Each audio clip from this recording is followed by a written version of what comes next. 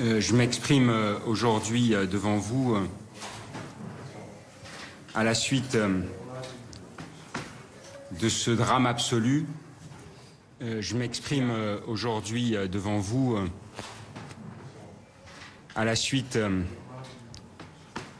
de ce drame absolu qui a légitimement suscité une émotion considérable, qui appelle, je crois, une responsabilité de tous dans l'expression et dans sa modération. Par la personnalité de la victime, tout d'abord, un professeur extrêmement investi dans son établissement, unanimement apprécié, aimé de ses collègues, des élèves, sa famille, et j'ai pu rencontrer hier son conjoint, qui fait preuve de beaucoup de dignité et de courage face à l'effroi et à la tragédie de ce crime. Par rapport aux nombreuses personnes aussi qui sont affectées par cet assassinat, je le rappelle, et je pense bien sûr aux élèves du lycée Saint-Thomas d'Aquin, de Saint-Jean-de-Luz, et à toute la communauté enseignante. Et puis aussi par la personnalité du mis en cause, qui a aussi une famille, qui est un mineur de 16 ans et qui bénéficie, je le rappelle également, des droits associés à la présomption d'innocence.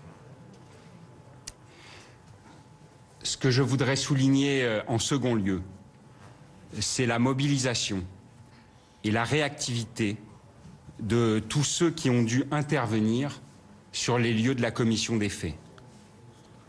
Les professeurs, tout d'abord, qui, avec le plus grand sang-froid possible dans de telles circonstances, ont apporté les premiers secours à la victime.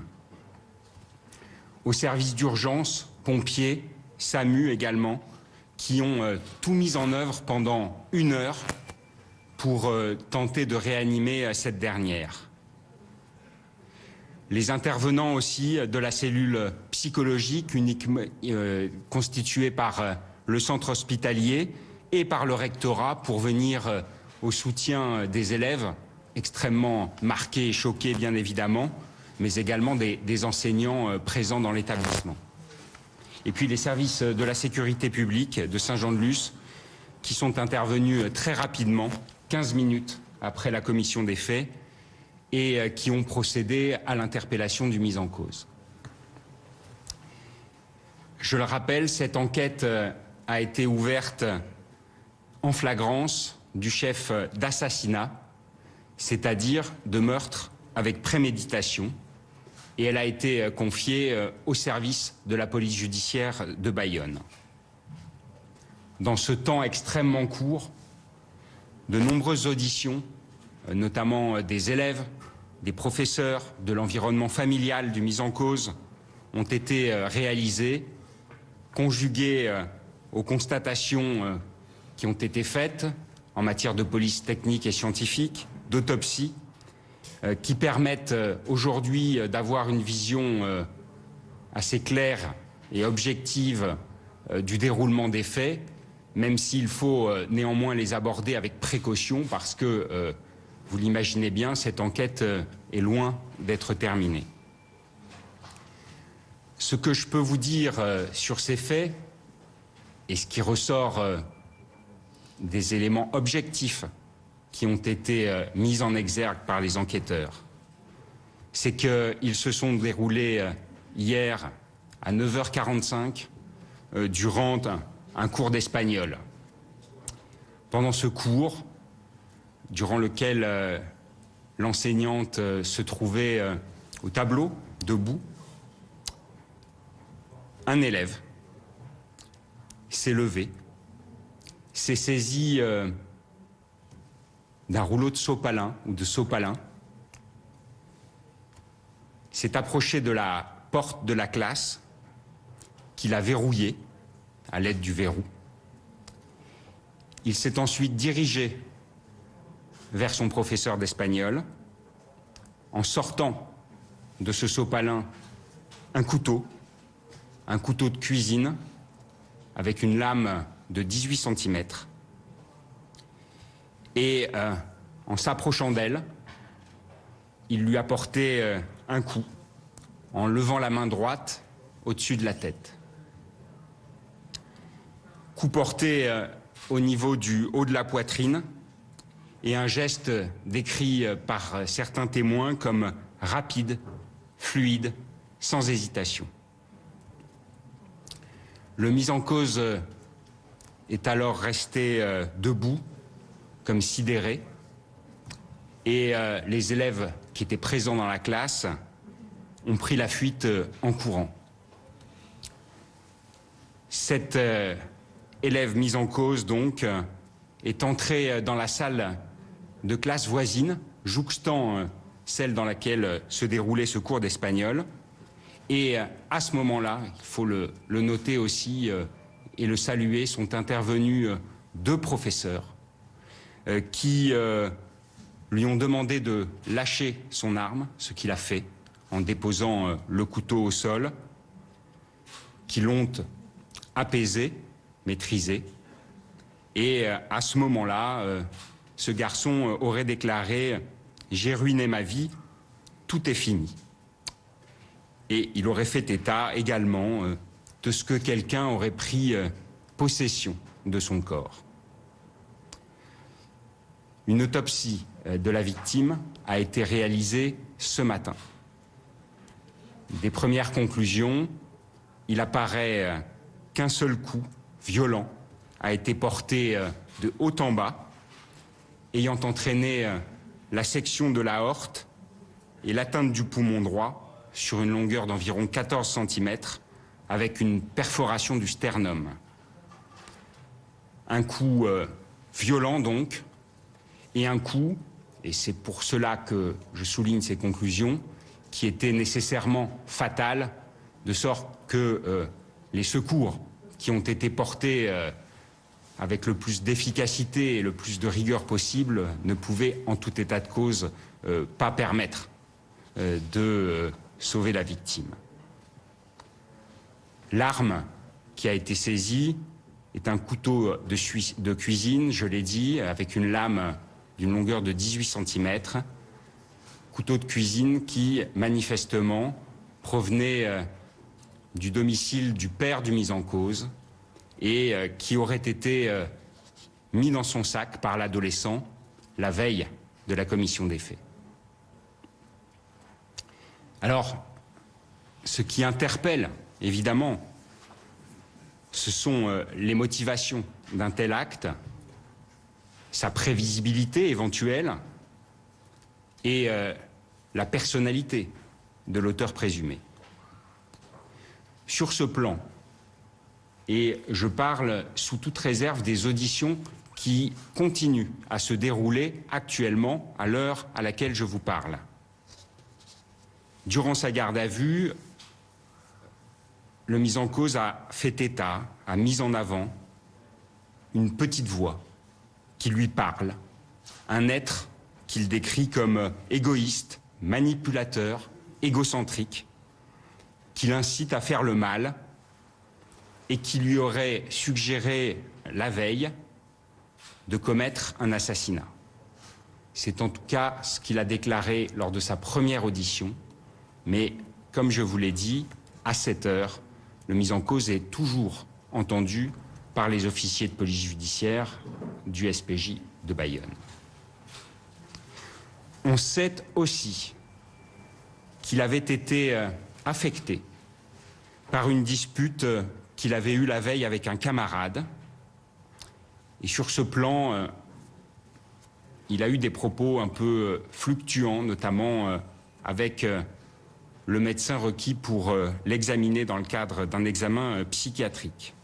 En tout cas, il aurait mis en avant qu'il aurait voulu commettre les faits en la présence de ce garçon avec lequel il s'était disputé, comme pour le punir d'une certaine manière. Il admet aussi une forme d'animosité à l'égard de sa professeure d'espagnol dans une matière où ses résultats n'étaient pas bons, contrairement aux autres enseignements.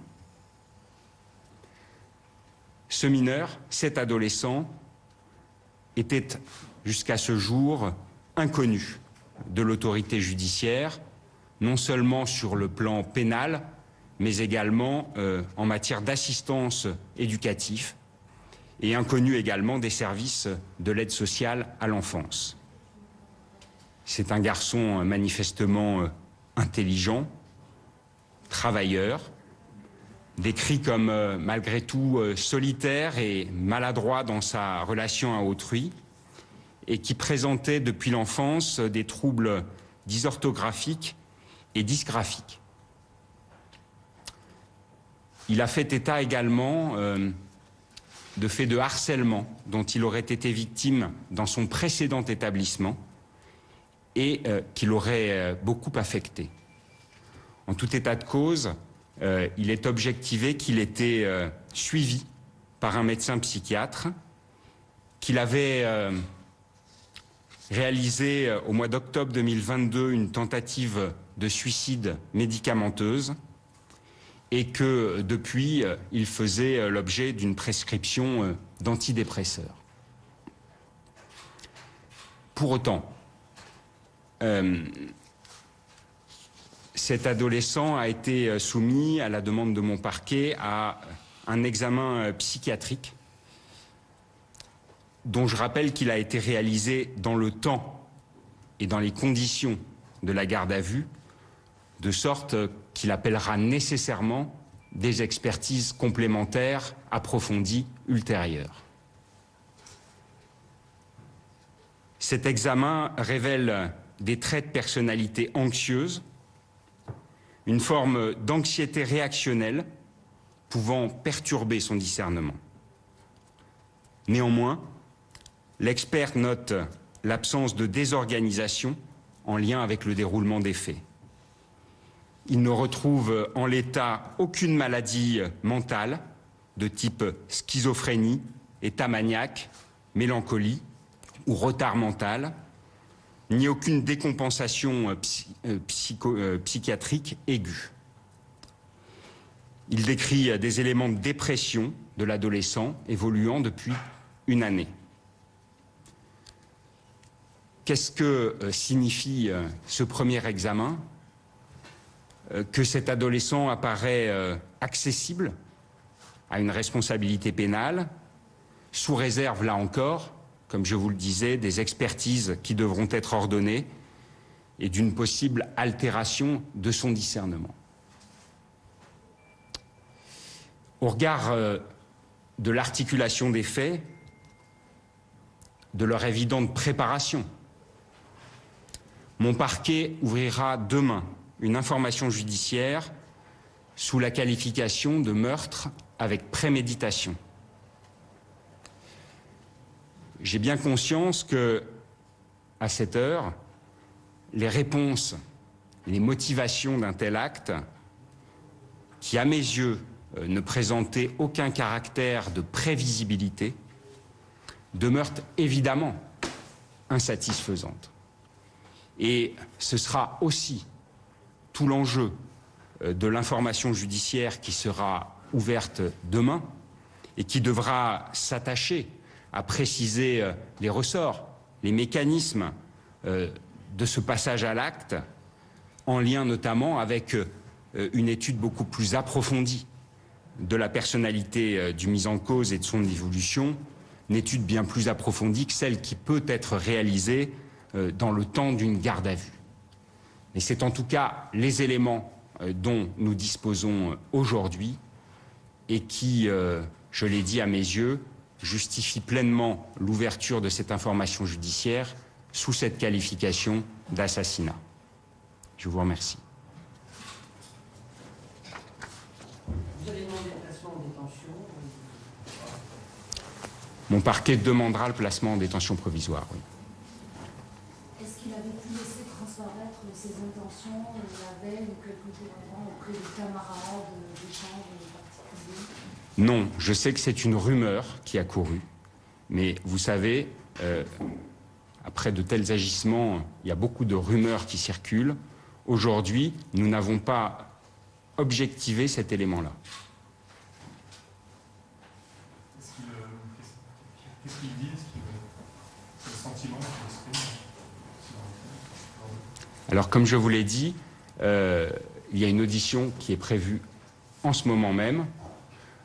C'est un garçon qui, évidemment, ne l'oubliez pas, c'est un garçon de 16 ans, qui est évidemment extrêmement choqué aussi par les faits qu'il a commis, et donc qui, dans sa première audition, ne s'est pas expliqué de manière très précise sur leur déroulement, et qui a beaucoup mis en avant cette espèce de voix à laquelle il semble répondre, ou sous l'impulsion de laquelle il déclare qu'il aurait commis ces faits. Cette espèce de voix, il n'en avait jamais parlé auparavant. Nous n'avons pas beaucoup d'éléments sur ce plan.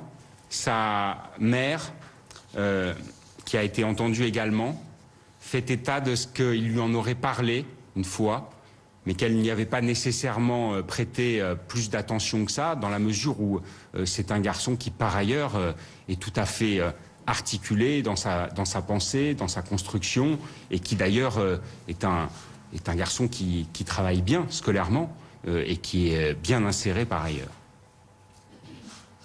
Ce harcèlement, dans son établissement précédent, il en avait fait état auprès de l'administration.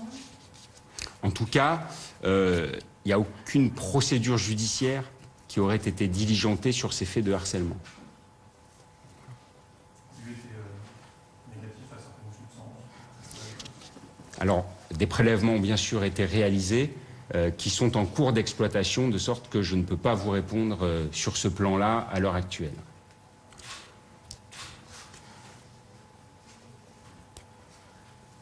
S'il n'y a pas d'autres questions, je vous remercie. Pardon, juste une dernière peut-être sur l'animosité, pas d'animosité envers cette professeure. Il y avait une certaine animosité entre cet élève, et vous l'avez dit, je crois, entre cet élève et sa prof. Une animosité dont il est fait état, mais qui, si vous voulez, n'est pas quelque chose d'extrêmement majeur. C'est-à-dire que c'est un élève qui, semble-t-il, avait plutôt de bons résultats scolaires, qui était en difficulté uniquement dans cette matière, l'espagnol, et qui, manifestement, en conséquence, en tirait une forme d'animosité à l'égard de son professeur, mais sans que des menaces de quelque nature que ce soit aient été proférées auparavant. Je vous remercie.